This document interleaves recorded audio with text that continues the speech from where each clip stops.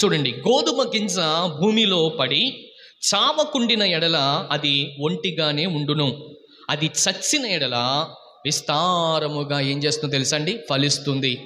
ప్రభు చెప్పినటువంటి చక్కటి ఉపమానం ఏంటంటే, దయచేసి వినండి, నా వైపు చూడండి. ఏంటనంటే దేవుడు అంటున్నాడు, ఇదిగో ఇక్కడున్నటువంటి గోధుమ గింజ చచ్చితే పోతేనే కానీ, లేకపోతే అది పాతి పెడితేనే కానీ దానిలో ఉన్నటువంటి క్రొత్త మొలకలు ఏమాత్రం కూడా బయటకు రావు. అలాగే మన ఆధ్యాత్మికమైనటువంటి జీవితంలో మనము కూడా ఎప్పటికప్పుడు చనిపోయేటువంటి స్థితిలో ఉండాలి. దేవుని విషయంలో మనం అందరం కూడా పాతి పెట్టబడినటువంటి వారంగా ఉండాలి.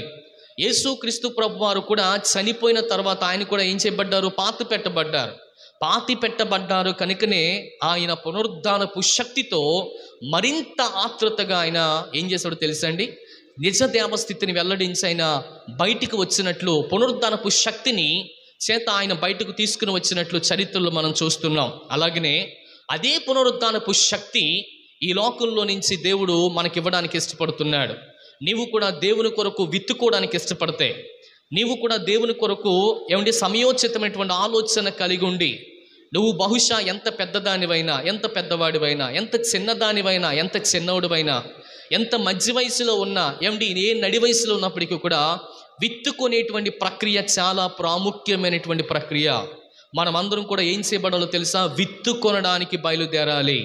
ఈ లోకంలో చాలామంది ప్రియదేవుని బిడ్డలారా, విత్తనాలు మన చేతిలో ఉన్నప్పటికీ కూడా వారందరూ కూడా ఏం చేస్తున్నారు తెలుసండి, విత్తుకోలేకపోతున్నారు. నిజంగా విత్తనాలు మన చేతిలో ఉన్నప్పటికీ కూడా విత్తుకోలేకపోతున్నాం. ప్రార్థన మీకు తెలుసు కానీ ప్రార్థించలేకపోతున్నారు. దేవుని మందిరానికి తెలుసు రావాలని కానీ రాలేకపోతున్నారు. దేవుని మందిరంలో మనం అందరూ కూడా మోకరించాలని తెలుసు కానీ మోకరించలేకపోయినటువంటి వారంగా ఉన్నామేమో.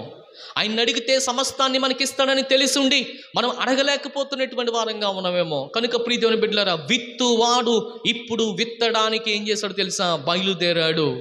దేవుని ఉపమానంలో చూడగలిగితే కొన్ని విత్తనాలు ఎక్కడ పడ్డాయి తెలుసండి, ముళ్ళ పొదల్లో పడ్డాయి. దయచేసి గమనించండి, యేసు ప్రభువు వారు చెప్పిన మాటను మీకు జ్ఞాపకం చేస్తున్నాను. విత్తువాడు విత్తుటకు బయలుదేరాడు.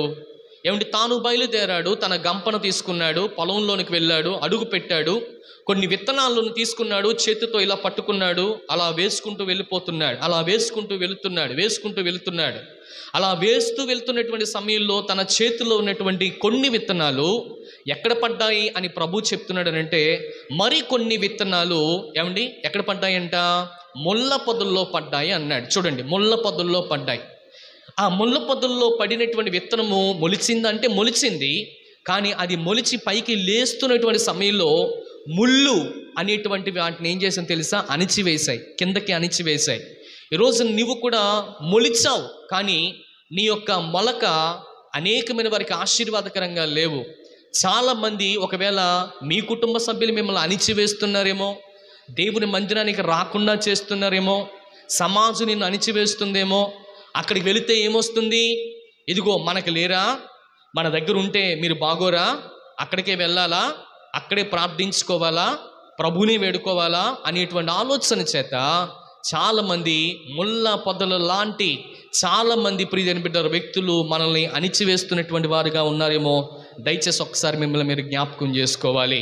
ఇకపోతే రెండవ పద్ధతిని చెప్పాడు ఆయన. మరికొన్ని విత్తనాలు ఎక్కడ పడ్డాయి తెలుసా ప్రియదేవుని బిడ్డలారా, ఎక్కడ పడ్డాయంట, రాతి నేల మీద పడ్డాయి. చూడండి కదండి, ఎక్కడ పడాలి, నిజంగా చెప్పి వెళ్ళాలంటే మంచి నేల మీద పడాలి.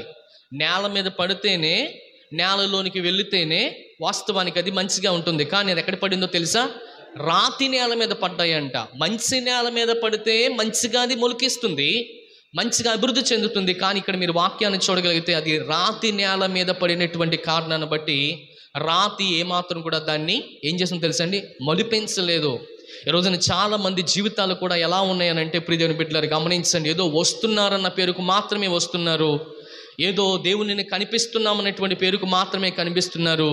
ఒకవేళ విత్తుకోవడానికి వచ్చినటువంటి నీవు, ప్రార్థించడానికి వచ్చినటువంటి నీవు, దేవుని పలకరించడానికి వచ్చినటువంటి నీవు, నీ జీవితంలో ఒకవేళ ప్రియ దేవుని బిడ్డలారు గమనించండి, కరుడు గట్టిపోయినటువంటి, లేకపోతే ఒకవేళ ఒక రకంగా చెప్పాలనంటే ఆ హృదయమంతా కూడా బండలాంటి మనస్సుని కలిగినటువంటి దానవుగా, ప్రార్థించలేనటువంటి దానవుగా, ప్రభుని పలకరించలేనటువంటి వాడవుగా, నీ హృదయమంతా కూడా ఒకప్పుడు ఎలా ఉందో చెప్పమంటారా, ఒకవేళ శారీరక సంబంధమైనటువంటి మాంసము చేత మంచి హృదయంతో కలిగి ఉంది, కానీ విత్తుకున్నటువంటి సమయానికి వచ్చినటువంటి సమయంలో మీ హృదయం ఇప్పుడు ఎలా అయిందో తెలుసండి, అది బండలాంటి హృదయం అయిపోయింది. నీ బరువంతా కూడా బండలా అయిపోయింది. నీ మనసంతా కూడా బండలాంటి కదలలేనటువంటి స్థితిలో ఉంది. ఎంత ఏడుస్తున్నప్పటికీ కూడా ఏడుపు రావడం లేదు. ఎంత ప్రార్థించాలనుకున్నప్పటికీ కూడా ఈ బండ కరగడం లేనటువంటి పరిస్థితుల్లో ఉన్నాయి. అందుకనే అందులో విత్తనాలు వేస్తే ఏం మొలుస్తాయి? యేసుప్రభు వారు చెప్పినటువంటి మూడవ విషయం ఏంటంటే, ఇంకొక మరి కొన్ని విత్తనాలు ఎక్కడ పడ్డాయి తెలుసా ప్రియదేవుని బిడ్డలారా? త్రోవ ప్రక్కన పడ్డాయి అంట. త్రోవ ప్రక్కన కదండి. నిజంగా చూడండి, పొలానికి వెళ్తుంటే హెక్టార్ భూమి ఉంటుంది కదా. ఒకవేళ రైతుకి ఎంత ఉంటుంది? 1 ఎకరం భూమి ఉందనుకోండి. ఎకరం భూమికి కూడా గట్టు ఉంటుంది. ఏముంటుంది చెప్పండి? గట్టు ఉంటుంది. నిజంగా ఎంత తెలివైనటువంటి రైతు అయినా వాస్తవానికి ఆ విత్తనాలు ఎక్కడ వేస్తాడో చెప్పమంటారా? తన పొలంలోనే వేసుకుంటాడు. కానీ నిజంగా చెప్పాలంటే పక్కవారి పొలంలో ఏమాత్రం కూడా వెయ్యనే వేయడు. ఈ రైతు కూడా విత్తనాలు విత్తడానికి బయలుదేరాడంట. రైతు ఎవరికి సాదృశ్యంగా ఉన్నాడని చెప్పాను?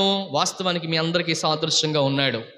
మీరు కూడా ప్రియ దేవుని బిడ్డలారా గమనించండి, విత్తనాలను ఎవరి కోసమో విత్తకూడదు, ఎవరి పొలంలోనే విత్తకూడదు. ప్రియ దేవుని బిడ్డలారా, విత్తనాలు మనం ఎక్కడ విత్తాలేనంటే, విత్తనాలు అనేటువంటివి మనం ఎక్కడికి విత్తాలేనంటే మన యొక్క ఆధ్యాత్మికమైనటువంటి జీవితంలోనే విత్తుకోవాలి.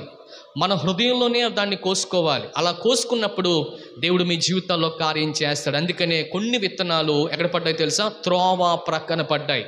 ఇందాక మీకు ఒక విషయాన్ని జ్ఞాపకం చేసుకున్నా. రైతుకి ఏముందో చెప్పండి? ఏముందంట?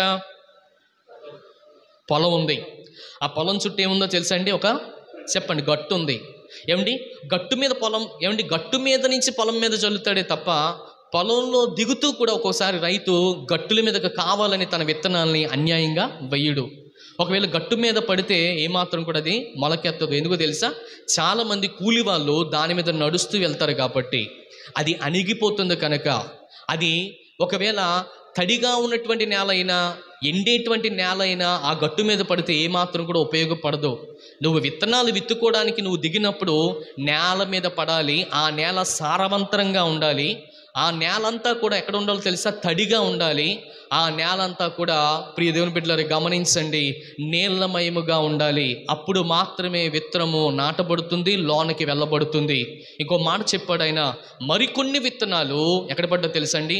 మంచి నేల మీద పడ్డాయి. ఆ మంచి నేల ఏదో కాదు, ఇంతవరకు చెప్పినటువంటి ఆ యొక్క మంచి భూమి కలిగిన సారం కలిగినటువంటి నేల. కనుక ప్రియ దేవుని బిడ్డలారా గమనించండి, యేసు ప్రభు వారు చెప్పినటువంటి 4 రకాలైనటువంటి విత్తనాల కొరకు 4 రకాలైనటువంటి విషయాలు మనం ఇప్పుడు వింటూ వచ్చాం. మరికొన్ని విత్తనాలు మంచి నేల మీద పడ్డాయి, మరికొన్ని విత్తనాలు నేల మీద పడ్డాయి, మరికొన్ని విత్తనాలు ముళ్ళ పొదల్లో పడ్డాయి, మరికొన్ని విత్తనాలు కదండి త్రోవ పక్కన పడ్డాయి. అయితే మంచి విత్తనాలు, మంచి దిగుబడి, మంచి రాబడి ఎక్కడి నుంచి తీసుకురాబడింది అని అంటే 3 నుంచి తీసుకురాబడలేదు. కానీ మంచి నేల మీద పడినటువంటి విత్తనాలలో నుంచి మాత్రమే ఏమొచ్చింది తెలుసండి? ఏమొచ్చింది చెప్పండి? ఫలభరితమైనటువంటి జీవితం మనకి కలిగింది.